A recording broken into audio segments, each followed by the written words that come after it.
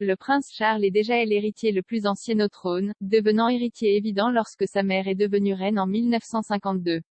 Lorsqu'il deviendra souverain, Charles devra utiliser le palais de Buckingham comme quartier général, conformément à la tradition.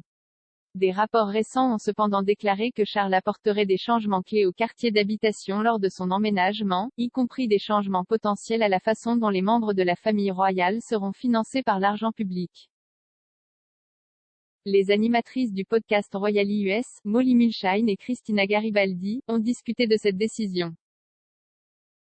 Madame Mulshine a déclaré, « Il semble que ce soit le plan, il semble qu'il va ouvrir le palais de Buckingham principalement au public. Les sources disent qu'il va vivre dans un appartement au-dessus du magasin. Je pense que c'est génial, je pense que c'est ce que les gens vont attendre de lui. »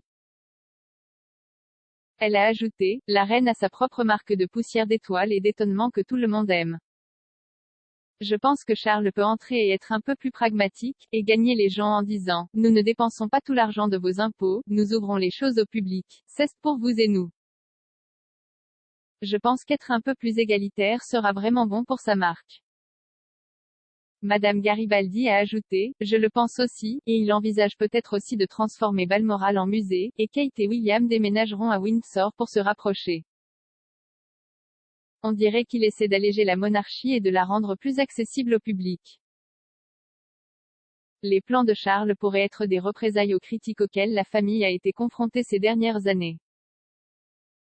Depuis l'implication du prince Andrew avec Epstein et les affirmations explosives de Harry et Meghan, la famille a traversé une période tumultueuse et a fait l'objet d'un examen minutieux. Sa monarchie allégée réduirait également le nombre de membres payés par la subvention souveraine, qui est financée par les contribuables. Faisant la une des journaux aujourd'hui, Charles a également été très virulent sur la crise climatique. Dans une interview percutante avec le rédacteur en chef de la BBC sur le climat, Justin Rollatt, le prince a affirmé qu'il y aurait un impact catastrophique si des mesures plus ambitieuses n'étaient pas prises contre le changement climatique. Il devrait assister au sommet de la COP26 plus tard ce mois-ci aux côtés de la reine, du duc et de la duchesse de Cambridge, et de son épouse Camilla.